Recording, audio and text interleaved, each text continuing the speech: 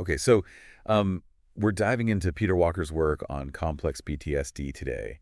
And, I've been really wanting to deep dive into his stuff for a while now. And this Yeah. whole concept of grieving as like a healing tool really jumped out at me. It's not exactly the first thing that comes to mind when you think about, recovering from trauma. Yeah, it's so true. It's funny how we shy away from grieving. Like it's this, Right. it's sadness, it's over losing someone. But what Walker does so brilliantly is he expands that whole idea Does of it? grieving and says, it's about reclaiming these essential parts of ourselves that trauma forced into hiding. Yeah, it's not just mourning what happened, but actually trying to bring those like lost parts of yourself back to life. Totally. And it's not just about grieving people we've lost either. Right. Walker talks about grieving all kinds of losses that we might have experienced, Yeah. way back in childhood. Absolutely. He's really big on the need to grieve those fundamental childhood needs that weren't met, like feeling safe and secure, having a sense of belonging, receiving consistent nurturing from parents. He even breaks it down into different types of nurturing: verbal, spiritual, emotional, physical, hmm that we might need to grieve the absence of. It's interesting because you hear those words, safety, belonging, nurturing, and they sound so basic. Right. Like, of course, everyone needs that. Right. But to actually think about grieving their absence Right. adds this whole other layer of understanding to how deeply those unmet needs can affect us, even, years and years later. Think about a time when you felt completely safe, completely secure. Now imagine having to grieve the absence of that feeling throughout your childhood. That's the kind of deep-rooted impact Walker's talking about, and this is where the inner critic often steps in, as Walker points out, trying to sabotage the whole grieving process. Ugh, the inner critic. He Yeah. talks about how it like feeds on fear and shame, Mm. which makes it such a powerful force to overcome. So how does grieving actually help us deal with that inner critic? Walker argues that those healthy expressions of anger and crying, which he sees as core grieving processes, can actually interrupt the fear that fuels the inner critic.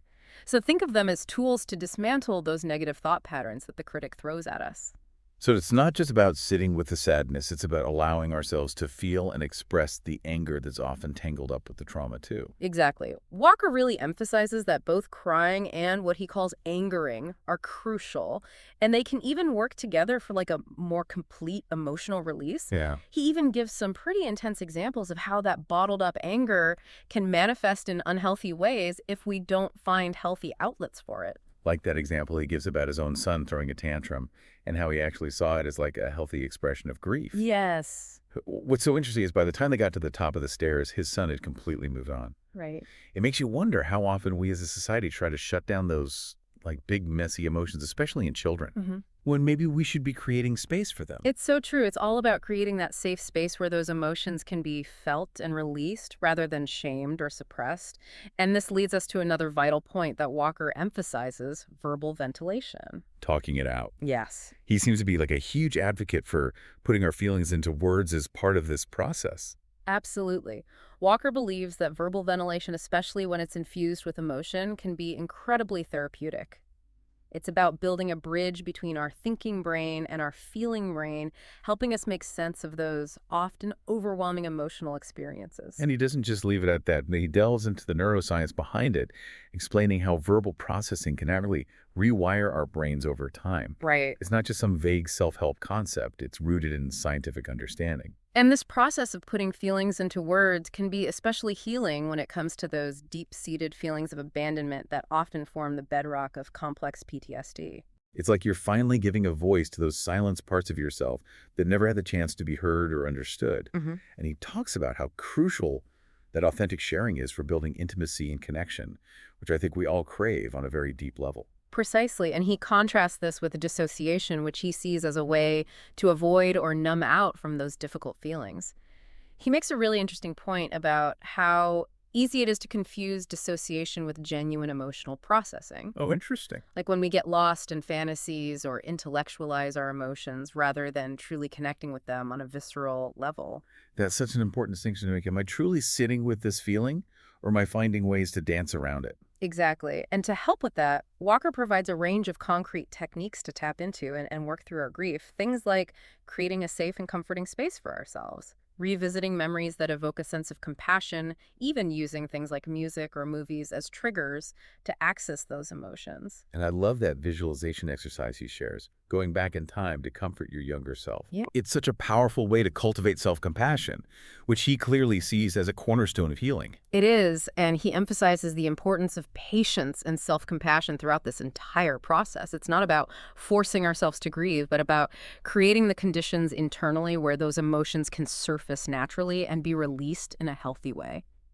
He talks about a few different ways to engage in this grieving process. Could you walk us through those? He highlights 4 key ways: anger and crying, verbal ventilation, which we've touched on already, and then something he calls feeling, which is a bit different. Okay, let's unpack those. Let's start with angry. It's not exactly a socially acceptable emotion to express, especially for women, and yet Walker seems to be saying it's crucial. Yeah, for sure. You're right. There is definitely some, societal baggage around anger, especially for women. Right. But Walker makes a really compelling case for, why it's so important in healing. Okay. He argues that angering is about like aggressively complaining, even raging about the, injustices and losses we experienced, particularly in childhood. It's like when we're kids, we're often not in a position to express that anger, to stand up for ourselves or like fight back against what's happening. Right. So it just gets internalized, bottled up. And Walker argues that all that bottled up anger can actually become fuel for the inner critic, Wow. fueling those negative self-beliefs and attacks. Hmm. So part of the healing process is about reclaiming that anger, redirecting it outward instead of inward. So you're saying it's about reclaiming your voice. Yeah. Your right to say no more, even if it's like years later. Exactly. And he's clear that this doesn't necessarily mean confronting abusers directly, although there might be situations where that's appropriate. Sure. He talks about directing that anger toward the internalized image of those who hurt us, even symbolically, like yelling into a pillow, hitting a punching bag. Right. It's about finding a safe and healthy way to release that pent-up energy. So we have angering for releasing that pent-up anger and frustration, and then there's crying, Yeah. which I have to admit I'm much more comfortable with. Crying is such a powerful release, isn't it? Yeah. Walker describes it as like the penultimate soothing. He suggests that tears have this, amazing ability to literally short circuit fear and shame, Wow. to like cut off the fuel supply to the inner critic, as he puts it. I can definitely relate to that feeling of catharsis after like a good cry. Oh, yeah. It's like you cleared out some sort of emotional backlog. There's a physiological component to it, too, that release of tension, the activation of the parasympathetic nervous system. So it makes sense that Walker sees crying as not just an expression of sadness, but as like a deeply restorative process. He talks about how as we cry, we can tap into that sense of self-compassion that's often been wounded by trauma. It's like we're finally allowing ourselves to grieve for that younger self who didn't get what they needed, who deserved better. Yes, and he highlights how developing that capacity for self-compassion creates a foundation for greater self-esteem and, interestingly, for deeper compassion for others. Oh, that's interesting. It's like that well-worn saying, you can't pour from an empty cup. You need to fill your own cup first. It's interesting how he connects those ideas. It is, and that leads us to the third grieving process that Walker talks about, verbal ventilation. Okay. Which we've touched on a bit already. It's that idea of talking it out, putting those feelings into words. And he's a big believer in the power of verbalizing those emotions, right? He is, and he connects it back to brain science. Yeah. Explaining how verbal processing can actually rewire our brains. Right. By strengthening the connection between the emotional right brain and the logical left brain. Fascinating. He argues that this helps us make sense of our emotions to respond to them in healthier ways rather than getting swept away by them. So rather than just being reactive. Exactly. Interesting. He contrasts this with dissociation, which he sees as a kind of defense mechanism, Right. a way of avoiding those painful feelings. Sure. And he points out that it's easy to confuse dissociation with actual processing. Can you give an example of that? Absolutely. Imagine someone who constantly intellectualizes their emotions. They analyze, they rationalize, they come up with all sorts of explanations for their feelings, but they never actually allow themselves to truly feel those feelings. It's all in their head. Exactly. Or someone who escapes into fantasies or gets lost in distractions to avoid confronting their emotional pain.